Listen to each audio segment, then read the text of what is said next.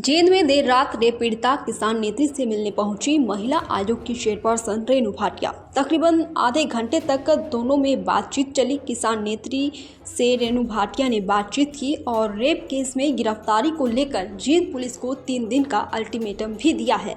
दरअसल जींद के एक गांव में किसान नेत्री का ब्लैकमेल कर गांव के सरपंच ने ही दुष्कर्म किया, जिसका वीडियो भी वायरल हुआ है और पुलिस ने मामला दर्ज कर लिया है। 2 लोगों को जेल में भी डाल दिया है, लेकिन इस मामले में कई और लोगों की भी गिरफ्तारी होनी थी, लेकिन समय रहते पुलिस गिरफ्तार उन्हें नहीं कर पाई है। इसी मामले में महिला आयोग ने इस महिला थाना एसएचओ को भी फटकार लगाई है। 1 महीने से गिरफ्तारी न होने से महिला आयोग नाराज है।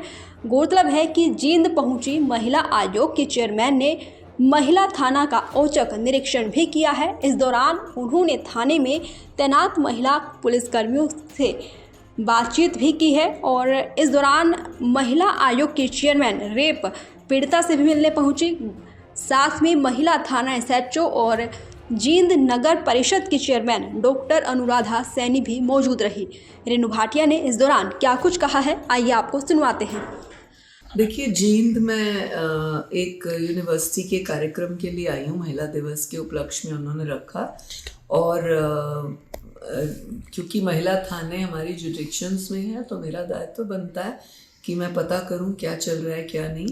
तो मैं जब गई और हमने एसएचओ से बातचीत कर केसेस के बारे में पूछा, जो हम इंक्वायरी लेते हैं कि कितने केसेस महीने में आते हैं और क्या, और स्पेसिफिक कोई केस इस महीने 2 में आया हो जिसका हल ना निकल पाया हो या कोई फेमस हुआ हो, कोई गलत खास एक्शन हो, तब मालूम हुआ कि इस तरह से एक लड़की के साथ सरपंच का जो है केस था।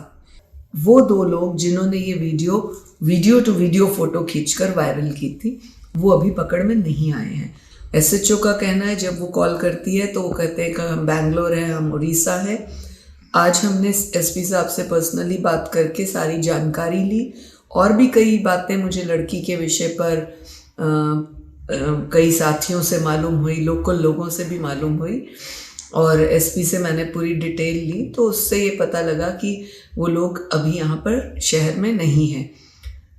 हमने आज निर्देश दिए हैं कि उनकी सीडीआर निकाली जाए, तुरंत प्रभाव से उनको ढूंढ के अरेस्ट किया जाए और जो इनका सरपंच का छोटा भाई और भाभी जिनके पास ये पूर्व सरपंच आती है, क्योंकि इनके बच्चों के एग्ज़ाम्स हैं जो मुझे मालूम हुआ, और वो बच्चों को मिलने आती है, तो वो किस टाइम आती है, कब आती है, उसके ऊपर नज़र रख के उसे अरेस्ट किया। नाराज़ हूँ क्योंकि जींद वैसे भी घेरे में रहता है, कई बार कई केसों के लिए रहा और अभी भी इस केस को इतनी लंबी ढिलाई देना मुझे उचित नहीं लगा, इसलिए मैंने नाराज़गी भी जताई है और सख्ती भी की है कि 3 दिन के अंदर इस काम को कंप्लीट किया जाए और जो वो दूसरे लोग भी हैं पॉक्सो सेक्शन 6 और 17 के अंडर उनके खिलाफ केस दर्ज किया भी हो, वो अलग विषय है। उनकी जानकारी और उनके ऊपर कार्रवाई अलग तरीक़ों से होगी अगर कुछ निकल के आता है, परंतु हमारा विषय ये है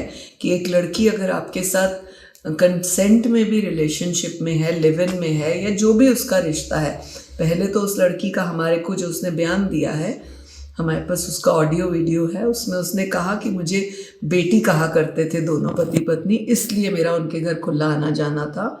लड़की के पिता ने भी ये बात कही कि घर पे वो कई बार आता था और हम ये सोचते थे हमारी बेटी को बेटी मानता है क्योंकि उसकी अपनी बेटियां 15 से 17 साल की हैं।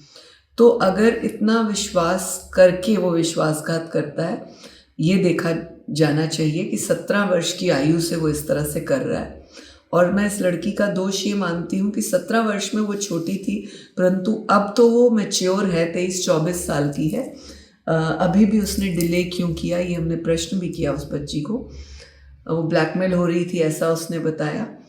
और मुख्य रूप से जो क्राइम है वो ये है कि आप इस तरह के रिलेशन की वीडियो वायरल करते हैं लड़की के फेस के साथ, तो ये मुख्य रूप से हमारा कंसेंट है इस बात के लिए जिसकी कार्रवाई सख्त होनी चाहिए।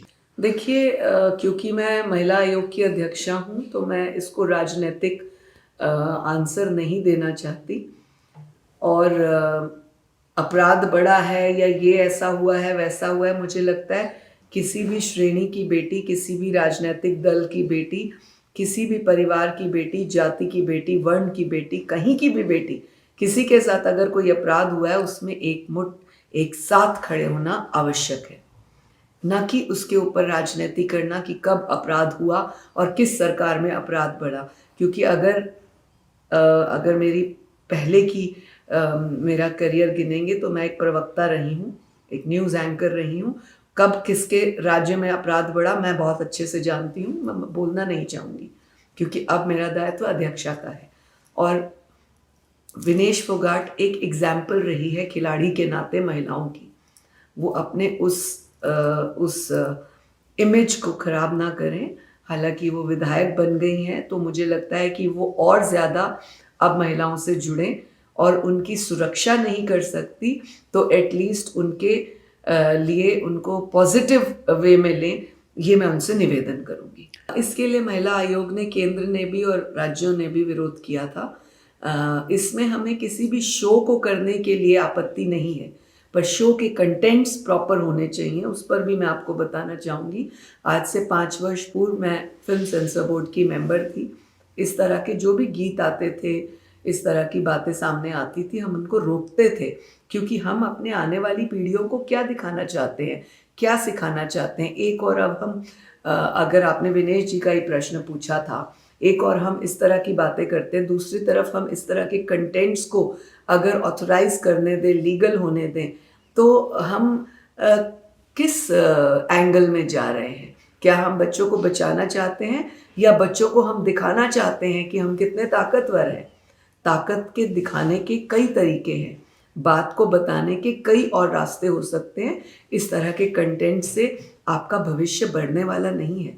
हो सकता है आप थोड़े समय के लिए अधिक धन ज़रूर कमा लें, पर हो सकता है आपके ही परिवार का बच्चा, बेटा या बेटी उस कंटेंट को देखकर आगे गलत राह पर निकल पड़े। तो एक अध्यक्षा के नाते मुझसे पूछेंगे कि केसेस बढ़ रहे हैं, तो मैं ऐसा कहूँगी केसेस आ रहे हैं परंतु जागरूकता वाले।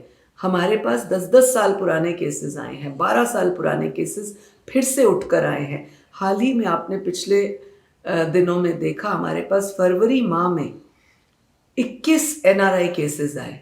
कोई नया केस नहीं था, सब केस 5 साल, 6 साल, 8 साल, 7 साल, एक केस तो 11 साल पुराना था।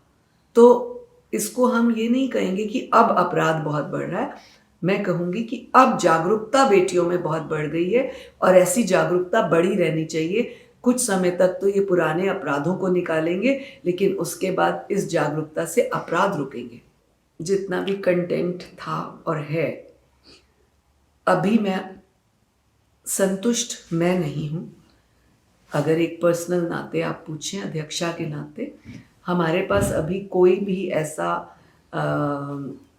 लेटर या कोई भी ऐसा वो नहीं आया कि क्लीन चिट का हम तक नहीं पहुंचा। अगर पुलिस ने उनको क्लीन चिट दी है तो वो पुलिस ने अपनी इंक्वायरी की है।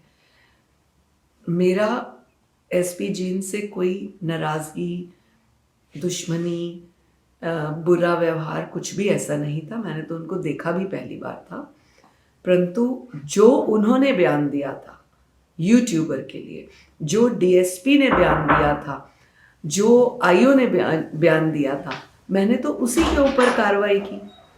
अब अगर वो क्लीन चिट आ गई है तो उसी SP ने क्यों नहीं क्लियर किया कि उसको बदनाम करने के लिए जिसने किया उसे पकड़े? तो इसलिए मैं अभी शंका में हूँ, अगर आप मुझसे पर्सनली पूछ रहे हैं। दैनिक सवेरा के लिए जींद से संजय कुमार की रिपोर्ट।